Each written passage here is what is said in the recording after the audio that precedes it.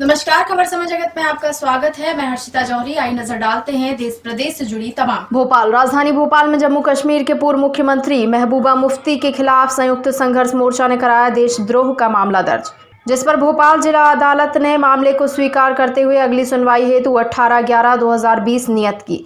महबूबा मुफ्ती के तिरंगे के अपमान को लेकर दिए बयान पर बोलते हुए संघर्ष मोर्चा के प्रदेश अध्यक्ष शमसुल हसन ने गंभीर आरोप लगाते हुए कहा कि सभी सियासी राजनीतिक पार्टियों को सिर्फ अपने और अपनी पार्टी के सम्मान की चिंता है, देश के तिरंगे की किसी को भी चिंता नहीं है।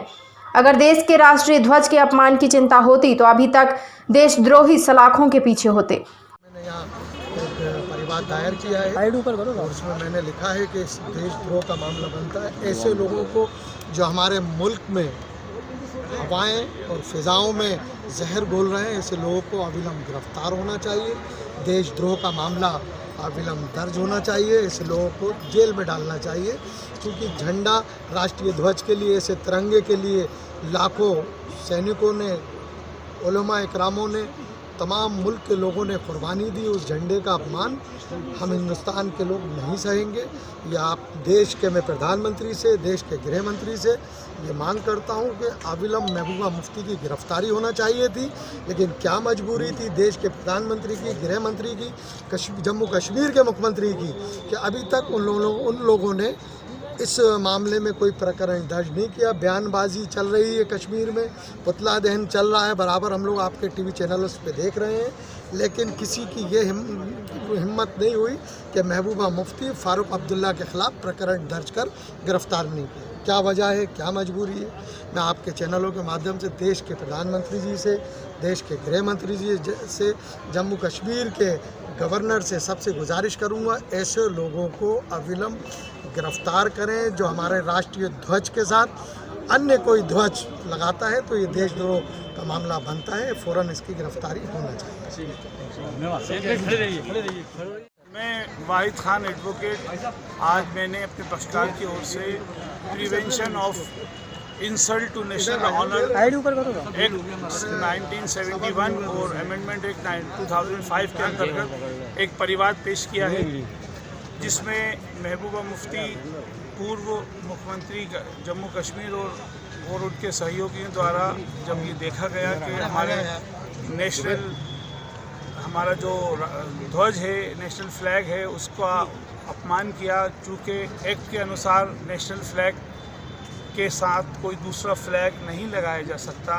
नेशनल फ्लैग की एक अपनी डिग्निटी है और जो सभी देशवासियों को, हमारे सभी नागरिकों के लिए वो अपनी जान से भी ज़्यादा प्रिय है। उसको हमारे पक्षकार ने जब देखा और उसकी भावनाएं आहत हुई तो फिर हमसे चर्चा की गई और हमें बताया गया। तो फिर हमने यही प्लान किया कि इसकी लीगल रेमेडी तलाश की जाए, और लीगल रेमेडी यही है कि कानून में एक्ट मौजूद है, और जो मैंने आपको बताया कि prevention of insult of the national flag का जो एक्ट है, उसके अंतर्गत हमने लगाया और उसमें प्रावधान सज़ा के भी हैं, और उनके ख़िलाफ़ आज हमने दायर कर दी है याचिका।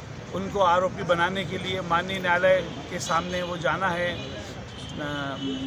S15 के कोर्ट में वो फाइल हुआ है, नीति मैडम नाम भूल रहा हूँ, तो वहाँ विचार होगा, फिर केस रजिस्टर्ड होगा, ट्रायल चलेगा, और जो उन्होंने जिन लोगों ने जो किया है उन सबको हम लोग कोशिश करेंगे कि दंडित करें। हमारा उद्देश्य ये है कि आइंदा लोगों में ये चेष्टा ना हो, नई पीढ़ी के अंदर ये भावनाएं बने कि वो हमारे राष्ट्रीय ध्वज की, हमारी राष्ट्रीय जो भी गरिमा है उसका मान सम्मान बना के रखें और उसकी अहमियत, इम्पोर्टेंस को, उसको समझें। कोई भी चलता फिरता नहीं तो हर आदमी ऐसे करेगा। ये कोई खेल मजाक की चीज़ नहीं है। राष्ट्रीय ध्वज है, राष्ट्रीय ध्वज का सम्मान करना लोगों को मालूम भी होना चाहिए, आना भी चाहिए, लोगों को करना भी चाहिए। यदि कोई व्यक्ति ऐसा नहीं करता है तो निश्चित रूप से वो दोषी है और निश्चित रूप से उसे दंडित भी किया जाना चाहिए। उसका प्रयास मेरी ओर से और मेरे साथियों की ओर से ये किया गया है, पक्षकार की ओर से भी, कि उन लोगों को एटलीस्ट दंडित किया जाए और दंडादेश पारित किया जाए उनके खिलाफ, ताकि आइंदा भविष्य में होने वाले इस प्रकार के कृत्यों पर रोक लगाई जा सके। अपना नाम? वाहिद खान एडवोकेट, जिला भोपाल। चलिए। खबर समय जगत के लिए संवाददाता शक्ति भारती भोपाल।